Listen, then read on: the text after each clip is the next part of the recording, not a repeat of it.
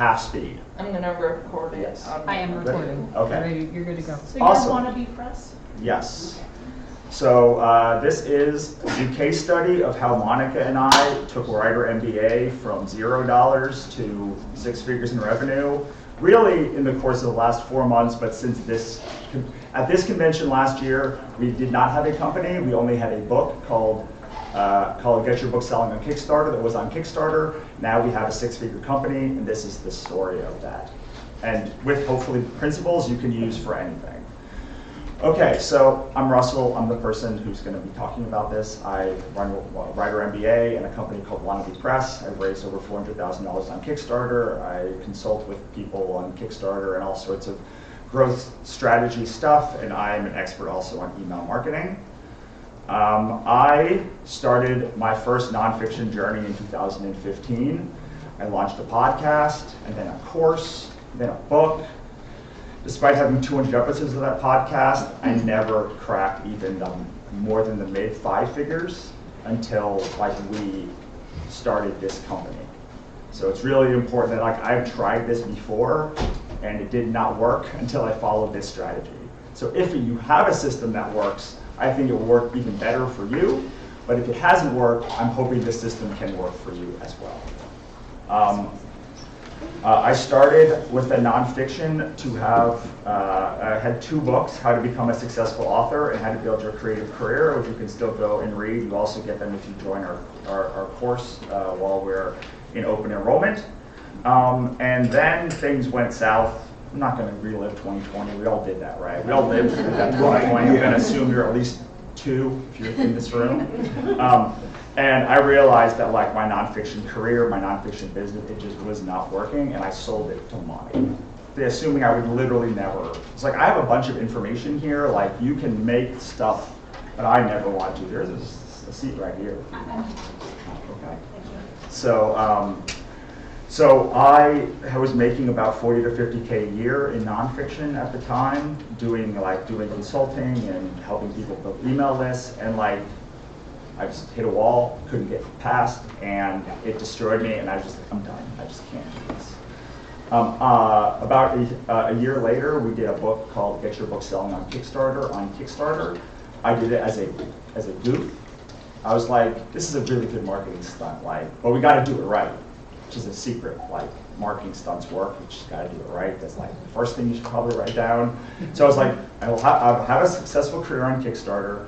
I do not have a successful career in nonfiction, so let us do Kickstarter, and if it works, then people will see our Kickstarter book on Kickstarter, and marketing things will happen. And sure enough, we raised $21,000 on that first Kickstarter, and there was a whole bunch of stuff that we did, that Monica did with the nonfiction books that I did not do with my nonfiction books to make them successful.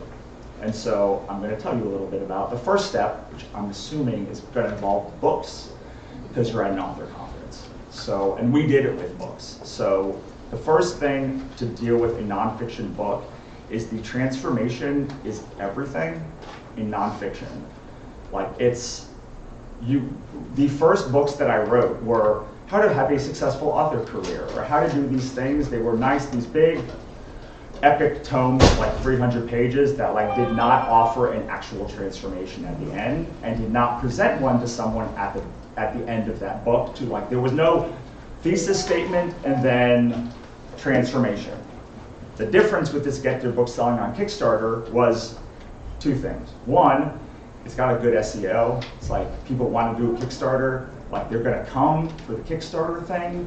Probably I'm not going to be the person that they search for become a creative career. It's just not good SEO, but Get Your Book Selling on Kickstarter is amazing SEO, because you probably want to use Kickstarter to get your book selling. So you might write in book selling, Kickstarter, Kickstarter problems, how do I sell on Kickstarter, books, all of those things, topped with the transformation is what got people talking about the book. Whether you're launching it on Kickstarter or otherwise. I like Kickstarter because you then build a party to your thing and build a customer list. But what was really important was that people started taking the book And instead of raising $500 or not raising anything at all, they were able to raise thousands of dollars. And people would then say, this is the transformation that I was given in this book. You should then read it, and like word started to spread.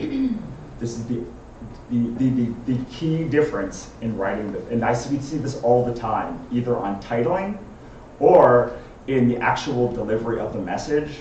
People ask me what the big difference of the book and the course is, and the biggest difference is I don't talk about the edge cases much in the book, because the edge cases are not the transformation that we're selling. We're selling, you should buy, this is the process. The Kickstarter, the course is very much implementation. I do screen shares and I say, here is how you do this part. Click here, do this, write this, here's the methodology behind it. Now pause and you do. And that is what gets people like the other transformation, which we're talking about in a second, like even greater transformation. But people have to see the difference in themselves from the beginning of the book to the end of the book through the process, because that is the kernel that sends people to seek you out. And none of this stuff like matters if they're not seeking you out. And that was what stopped me from all of this stuff. Also, people get overwhelmed very easily. You don't have to raise your hand, but how many of you have seen me talk this week and said, that is just too much information, I am overwhelmed? Yes, a lot of you. So the problem with most books is they are very dense. And people leave that saying, this is too much, I am overwhelmed, and never make the transition. So another thing that people who are writing books should be deal with is give a small transformation.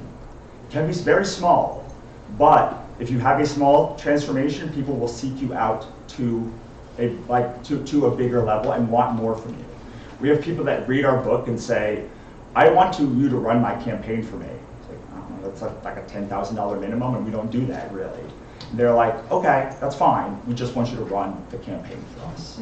Because this is a little transformation and we want a big transformation. And so when you're talking about your value ladder, which is like people have a tripwire offer, a free content tripwire offer, core product, upsells, masterminds, transitions, whatever that ladder is to get them from like what I have found from this book that is there from my other book is people actually ascend it, as opposed to every other book that I read, every other time I've tried this, like I just was like, these people are idiots. Like they're not, there's no way that this value ladder thing works. I don't care if you raise $1 million, just doesn't work.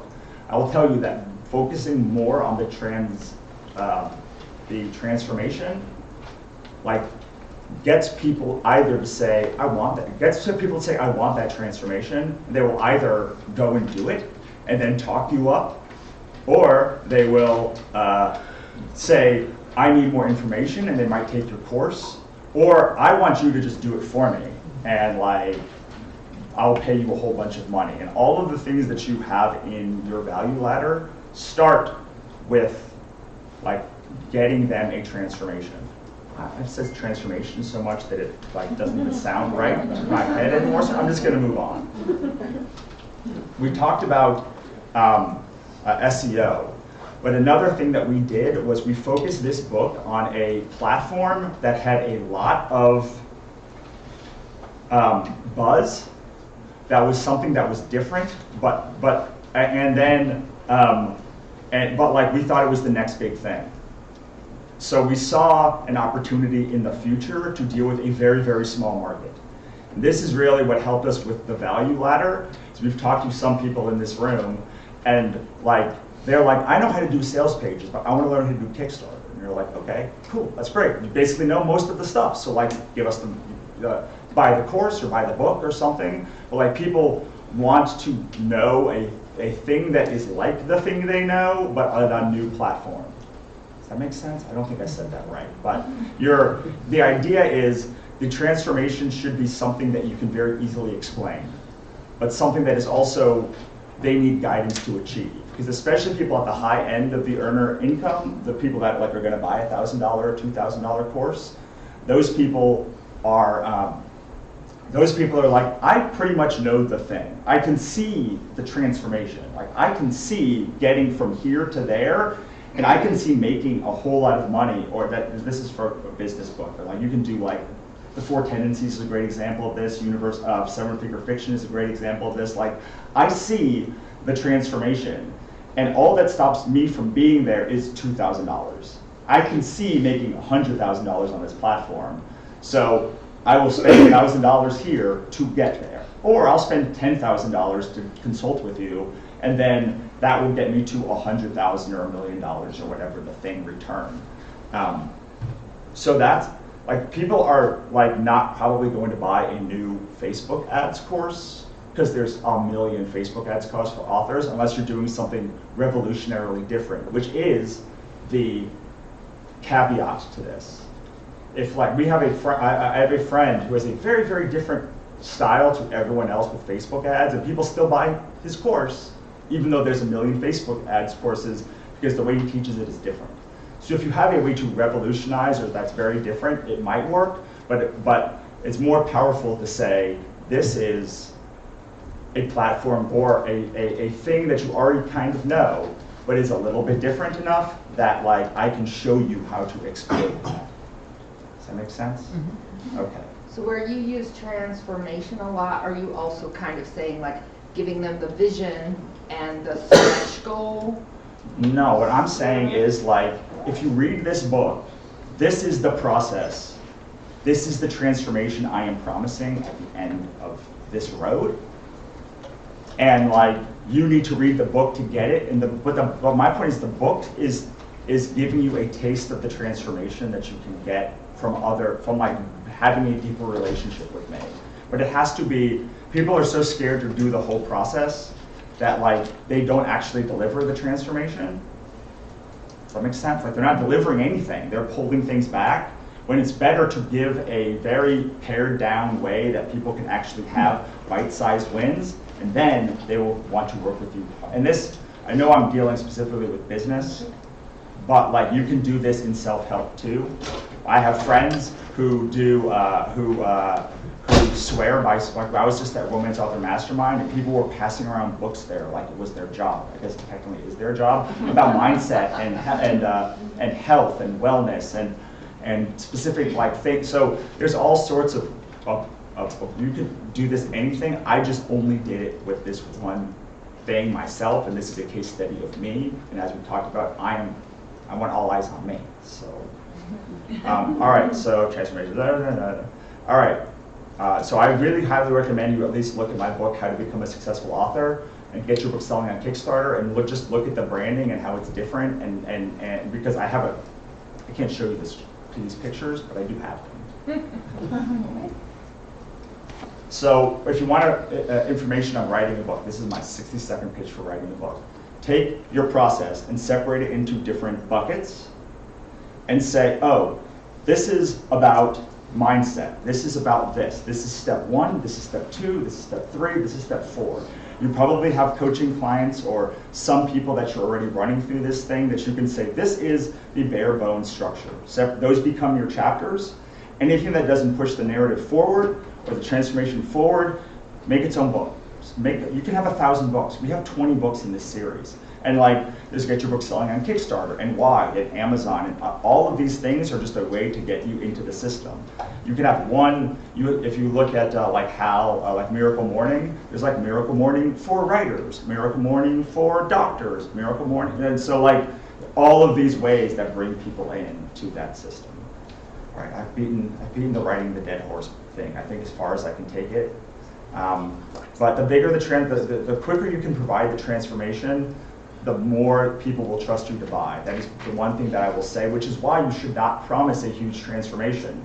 A huge transformation is a lot harder to achieve than a small transformation. Even if there's a book called The 4 Tendencies, and it can be explained in like 30 seconds.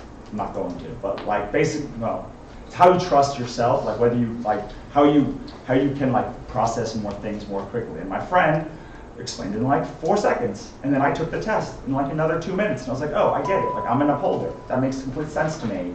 But now I'm telling everyone here about the 4 tendencies. And like, some of you, if you can do that kind of thing, it gets the word and buzz and word of mouth going. And that's way more important than like putting your whole process down. Yes? For the Kickstarter, maybe I'm missing something, but isn't Kickstarter usually to raise money, for This is not a Kickstarter presentation, it's a nonfiction presentation. Okay, so I'll save the question. Okay, so that's step one. You've got your book or your podcast or like whatever the thing is that you're doing. But you've got the core piece of it. I'm not saying you have to write it. In fact, this next part isn't even about writing it. This next part is about validating whether your idea makes any sense. So you do want the process that you go through to be explained so that you can explain it when you're trying to sell it, but you don't actually have to go then and write the book before you validate it. Because when we launched our Kickstarter, the idea was we wanted to validate if whether we should even like do anything with Kickstarter. Do authors even care about it? Can we move the Overton window conversation to Kickstarter? Can we do, like, does anyone care?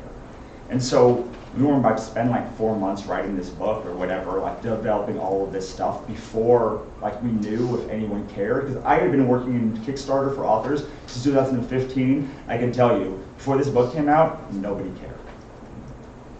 We'll talk about Brandon Sanderson in a second, because it wasn't all me. But like, there was a seismic shift from this show this year to last year. There were 2 talks and I had to beg for them. This year there's at least 5.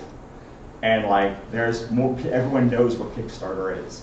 But our idea was we need to validate 2 things. We need to validate the book idea, if people even want to get your book selling on Kickstarter.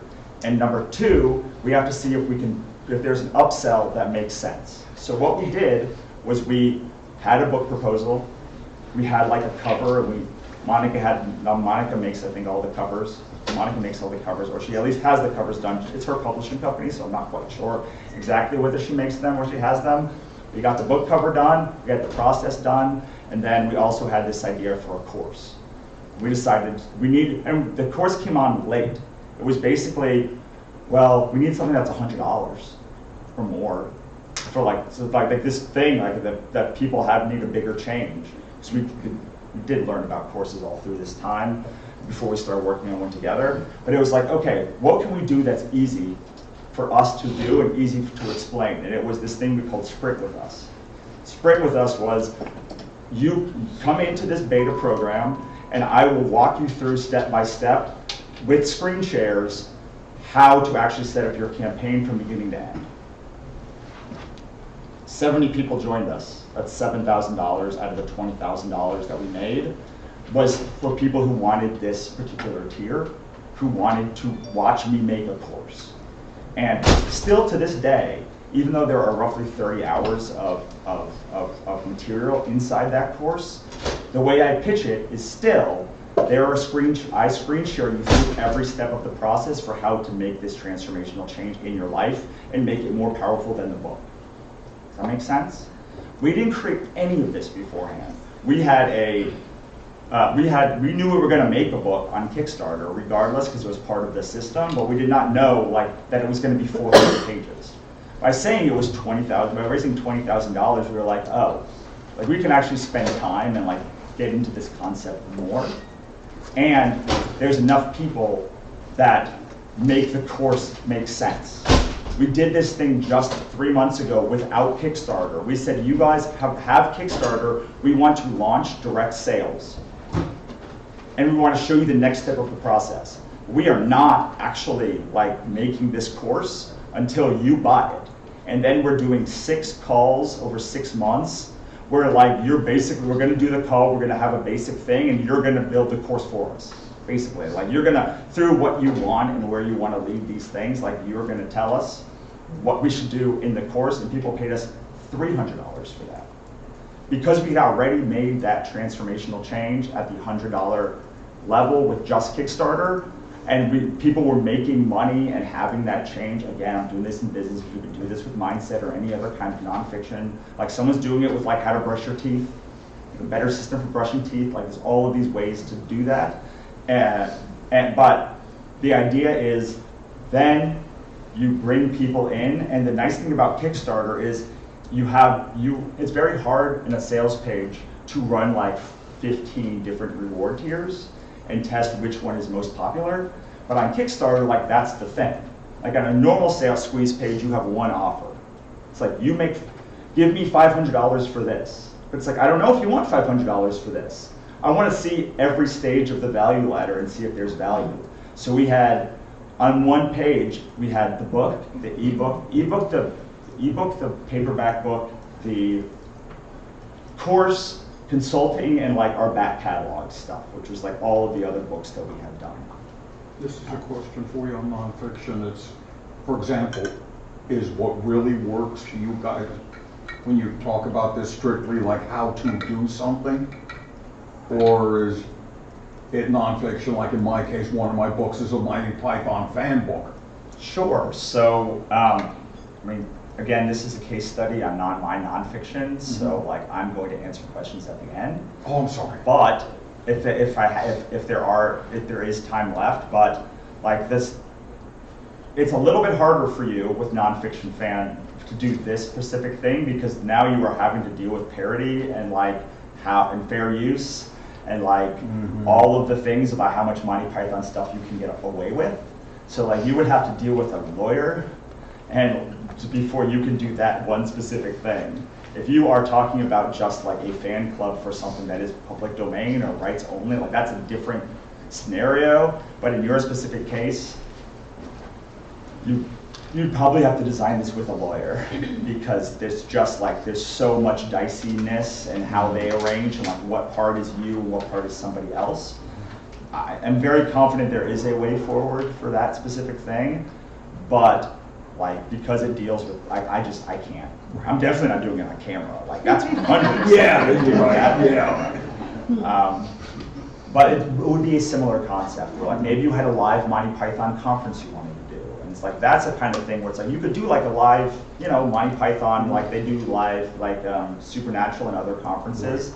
Something like that is probably something that is within the bounds of what you could do on a Kickstarter, and you'd be like, hey, $500 to come to our Monty Python convention. You'd still have to clear that with a lawyer, but like that's probably what I would say would be like a higher end reward or like things of that nature. Does that make sense? Yeah. And it validates because you're like, oh, I need $50,000 to do this Monty Python convention because I want to bring Terry Gillen and all of these people, and like each of them has quoted me $3,000 to $5,000 is a perfect use on Kickstarter because you're like, if you want this Monty Python convention, like I need to at least break even on it, and this is like the big number that I need. And if you want it, we get it. If not, the sword just goes away. Does that make sense? Yeah. Okay. And one of the good use cases is a live event. Brian Cohen is one of our students, and he used his self-publishing live event as like a $250 or $300 reward on his campaign. So he was literally selling that live experience along with coaching and all of the other stuff. Masterminds is something we've done before. So there's all these like high-end stacks, which is why nonfiction is so powerful on Kickstarter and in general, because like you can be like with books, it's like once you get to $50, how much more of that one thing can you sell? But you can sell a book, a course, and a mastermind, and a live event, and like like up on through personal one-on-one coaching, and like that same person who wants to get the one experience with you can like spend $10,000. Whereas with a book, like there's a cap of how much you can make on one book. But that's what we did with the validation of these ideas. Like we literally like said, here's a bunch of ideas for things that we want to do. And then we said, oh, people really like this sprint with us. We should probably, like that probably will have velocity later. And so we focused on that. And then other ones we were like, oh, people didn't like this course or this experience or this thing. Like they didn't buy that one during the campaign. So like we're not going to focus on that. It became very clear, very clear just how powerful that transformation was. After that, and we went to the next stage, which was I call look for your opening.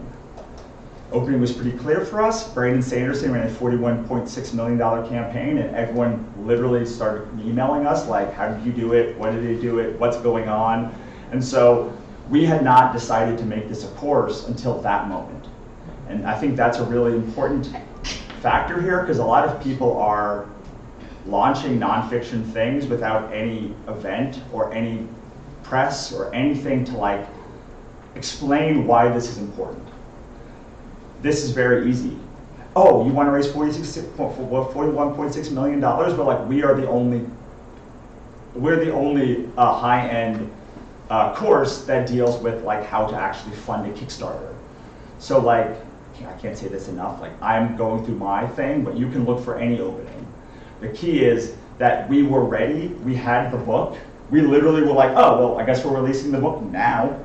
Like we were like just looking for an event, we were like not quite ready, but we like pushed ourselves, and 2 weeks after this event, the Kickstarter started, we had started our 5-day Kickstarter challenge, which was like 5 days to set up your Kickstarter campaign. We had launched it to our list. We had about 300 enrollees. You can see that it's actually going on right now at kickstarternovel.com/challenge. You can see how we set that challenge funnel up. But it was basically a small transformation. There are 5 pieces of Kickstarter: basics, rewards, story, funding, and about me.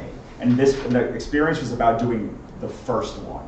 The first step was about what they got for free. And then those people saw that some of those people saw that it was not overwhelming and daunting and they could move on. And some of those people bought our course because they wanted more information. Some of those people were like, wow, that was great, and they went on to do their own campaign. Some of those people like came to me and said, I will never do a Kickstarter, but like I would love for you to do a Kickstarter for me. And so all of those things were that opening allowed the conversation to drastically shift. That's why launching these things at events or with like a talk or something like that are so powerful, because like you're moving the narrative forward. And the narrative is ready to shift. Like at conferences like this, it's a great time to have a paradigm shift. About 80% of people in any of my Kickstarter talks are like, I don't know what Kickstarter is. And then 2 days later, they're like, I have 7 ideas for Kickstarter. And so that is the kind of, but like you have to have, like, what has changed dramatically from this year to last year is people know what Kickstarter is now. And I don't have to tell them, here's how you go in and make an account and all that stuff. People are like, nope, I want to like tactily have information about how to like make this happen. And so that is the kind of opening you'd be looking for in your industry. Like it might be like the 4 tendencies, like, I'm gonna do a course on like the 4 tendencies for authors, or like whatever thing like that. Like it's something that comes out that's a seismic shift that you can then kind of draft on. It's very easy with the Brandon Sanderson campaign. It may be harder with your industry, but like Terry Gilliam's last movie would be like the next movie comes out and you're like, oh, I'm gonna use that to be like, the nostalgia is gonna be at an all-time high. I'm gonna run my fan event now within like, and you'll be able to see, like if Brandon Sanderson launched his campaign and he only raised $200,000, we'd have been like, oh, it's not the right time now. So you can use that to validate that this is the right time. Make sense? Yeah. And then run quickly, because we already had the book and the pieces in place. Sometimes you can't do this, but a couple of good ways that we saw, like we found during that first big launch that people needed to hear 4 hours of us talking about Kickstarter before they were confident at making a decision. And so that first even launch becomes a lot about like, okay, how is this long gonna take? How long is it gonna take someone from going from this to that? And what kind of events can I bring in to bring the most amount of people into my orbit? So some of those ideas might be a 5-day challenge like we did, or a 30-day. The 30-day juiced green smoothie challenge is like the one that is the iconic challenge that most people think about. But it could be a challenge for anything. Anything you can pull a bite-sized piece of and give them a small win while showing them your teaching style, or the style of like your bent. Like conventions often take the thing of their organizer, for instance. So if they see that you like Monty Python or the thing that you're doing and like the challenge, whatever that thing is, people are like, oh, I want to be part of that experience. I'll tell you, I was at RAM last week. That show could not be more different than this show, even though it was both a show for authors talking about business. Referrals also, like influencers, affiliates, all of these ways. I have found that I do all of it. Like we do all of it, and we don't judge the ROI on any one thing, because we know if we do a big tranche of stuff that includes all of these things, some people learn this way, and some people learn that way, and some people learn the other way. And we were really expecting that when we did every kind of challenge, that something would be like, oh, that's the clear winner. But what ended up happening is like 20% of people converted that way, 30% of people converted that way, 10% of people converted this way. And if we wanted to hit that number, we had to do all of the work because all of the people wanted something, some piece of it. And they wanted to know exactly how it worked for them. Thus, like, this is kind of like a Kickstarter for nonfiction, but like, you know, I do Kickstarter for other stuff. I do Kickstarter for like the Oriana one, and like all of these things bring a little bit of people into that audience that then balloons up to like give us the conversions that we want.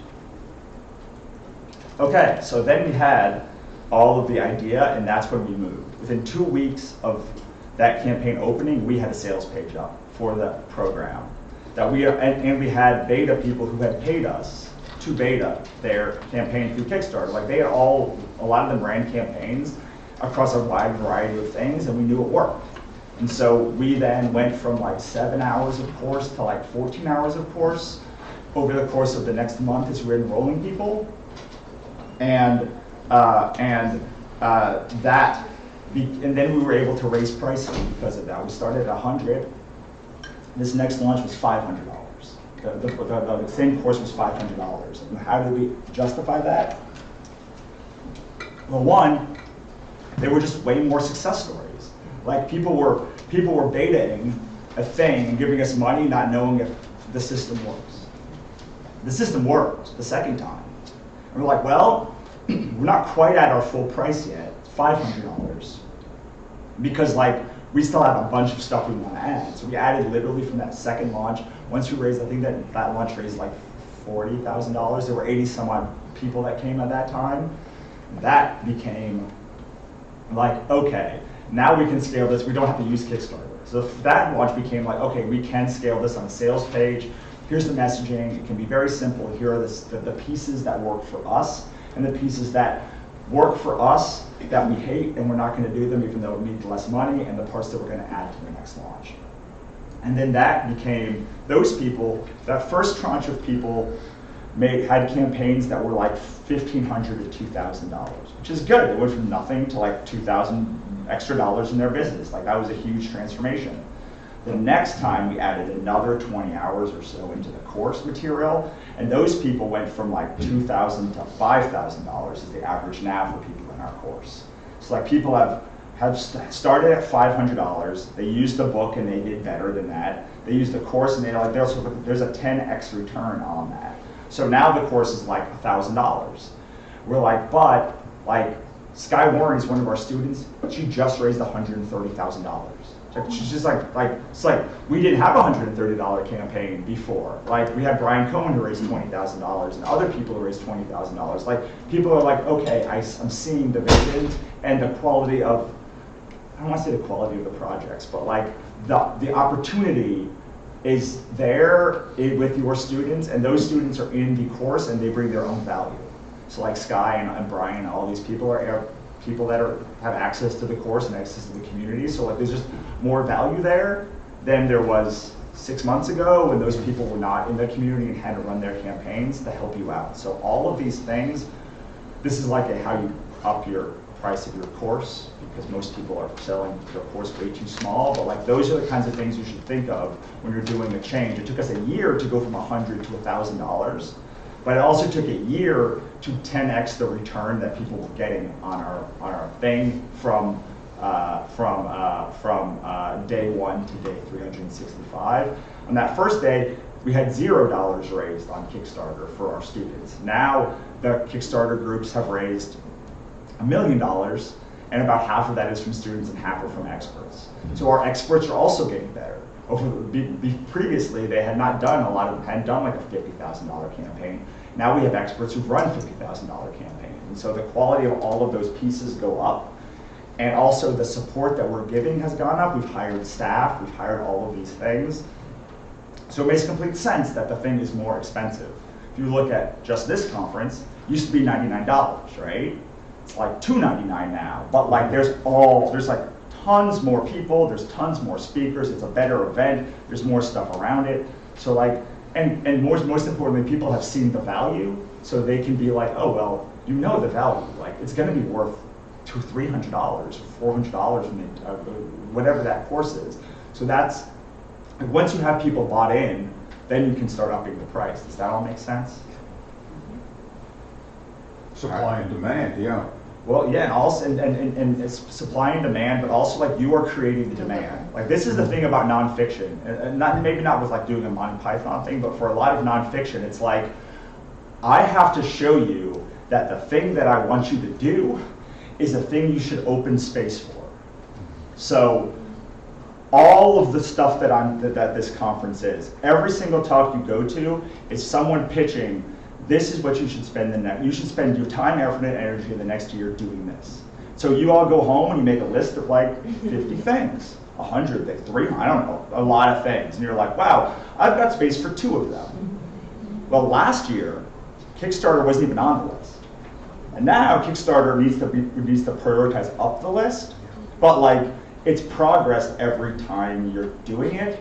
But it's all of this is, how can I make you understand that Kickstarter is the way to like build your business, or that the way that I'm thinking about mindset is like the way that you can stop worrying, or like this is the way to lose weight, or like this is the best fan convention for Monty Python, or the first one, or like this is a thing, like we're the kind of people you want to hang out with. Like whatever that transformation is, like it is all 100% of it is about, I feel like I can use Kickstarter successfully.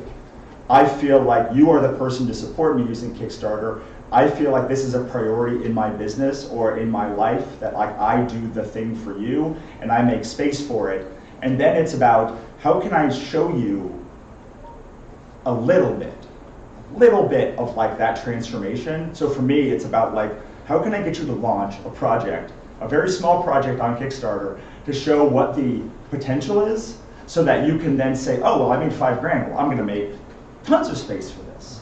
Or like, oh, I made $3, so I'm not going to use it. But like, if I can get you to hit launch, or do the work, the meditation work, or go back and read the next Monty Python thing, then people are like, oh, yeah, I want that hit. Like, I want that dopamine hit. Like, I want more. Like you're saying that if I buy a course with you, I can now have much mores. Then I want the much more money, or the much more transformation, or the clarity, or whatever that thing is. So I'm definitely going to buy that thing. Does that all make sense? Yeah. So, and that is how we've really moved